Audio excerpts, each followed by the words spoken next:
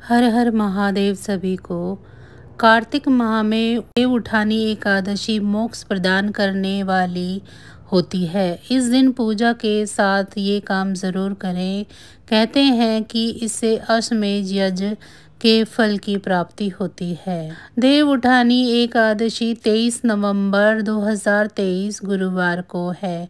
इस दिन 5 माह बाद देव योग निद्रा से जागेंगे और फिर समस्त मांगलिक कार्य शुरू हो जाएंगे। हिंदू धर्म में इसे देवोत्थान एकादशी के नाम से जाना जाता है।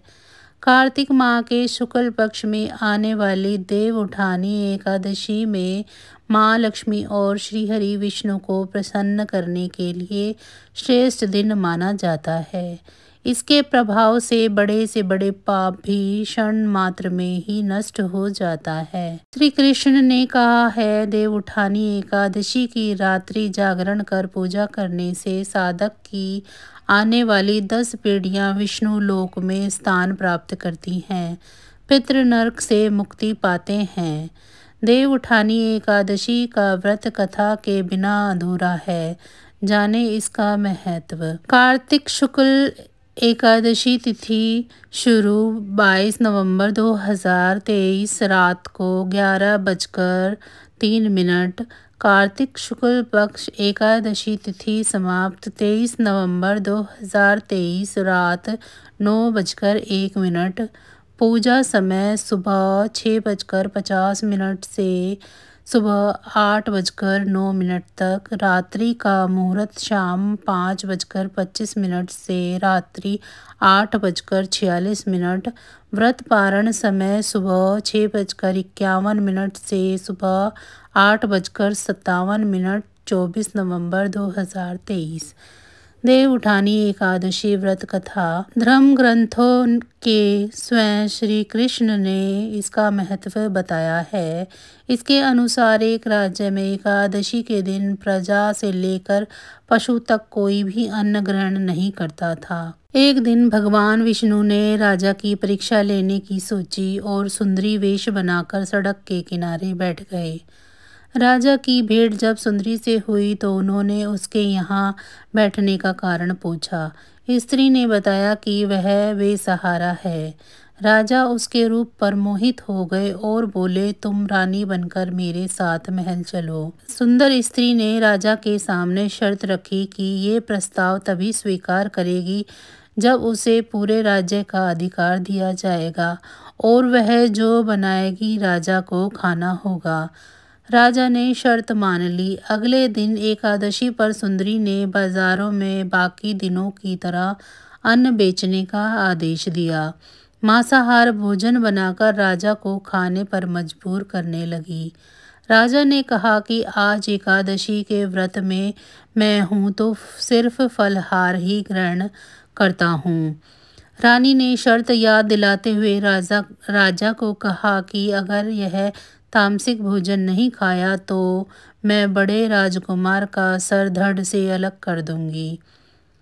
राजा के सामने धर्म संकट आया। राजा ने अपनी स्थिति बड़ी रानी को बताई। बड़ी महारानी ने राजा से धर्म का पालन करने की बात कही और अपने बेटे का सर काट देने की मंजूरी दे दी। राजा हताश थे और सुंदरी की बात ना मानने पर राजा राजकुमार का सर देने को तैयार हो गए। सुंदरी के रूप में श्री हरि राजा के धर्म के प्रति समर्पण को देखकर अति प्रसन्न हुए और उन्होंने अपने असली रूप में आकर राजा को दर्शन दिए। विष्णु जी ने राजा को बताया कि तुम परीक्षा में पास हुए, कहो क्या वरदान चाहिए। राजा ने इस जीवन के लिए प्रभु का धन्यवाद किया और कहा कि अब मेरा उद्धार कीजिए।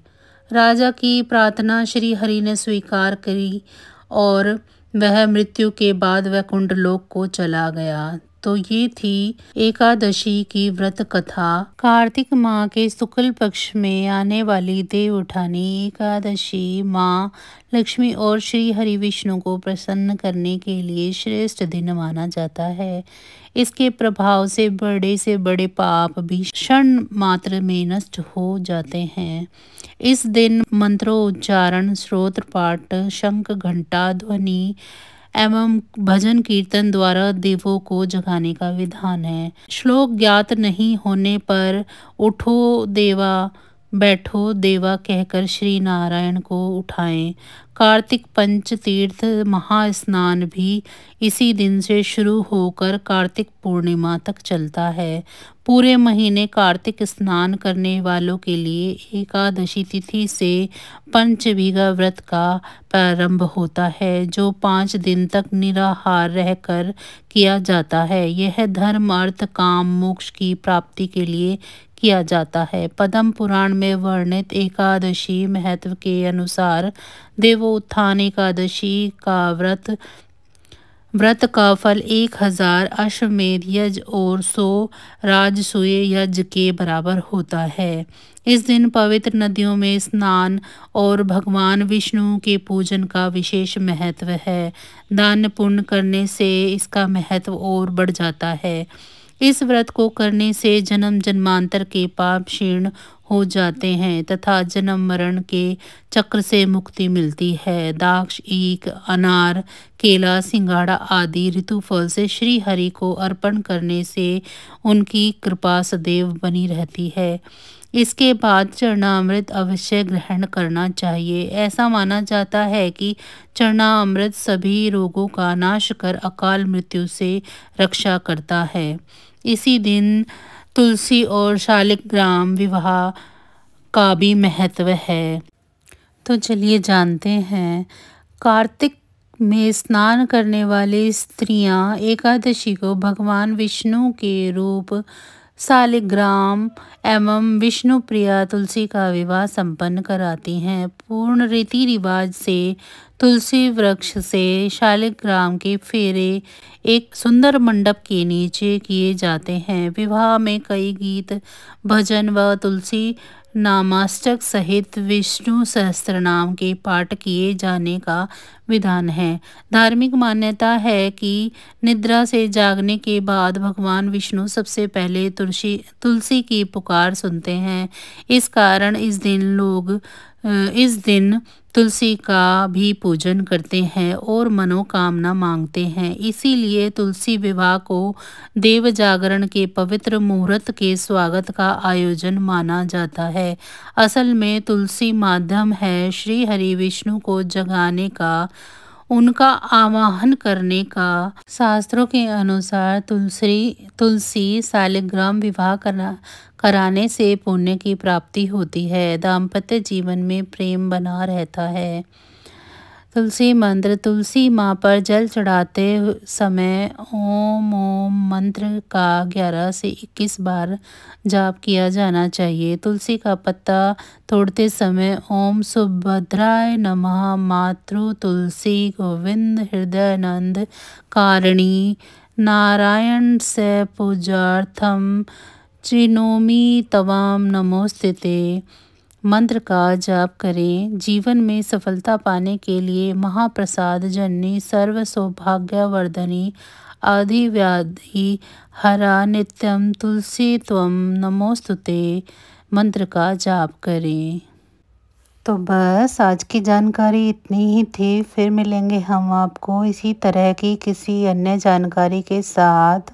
अगर आपको मेरी ये जानकारियाँ अच्छी लग रही हैं तो मेरी वीडियो को लाइक करें।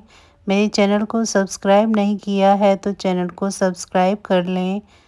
आप सभी का बहुत बहुत धन्यवाद। आप सभी को एकादशी और तुलसी विवाह की बहुत बहुत शुभकामनाएं।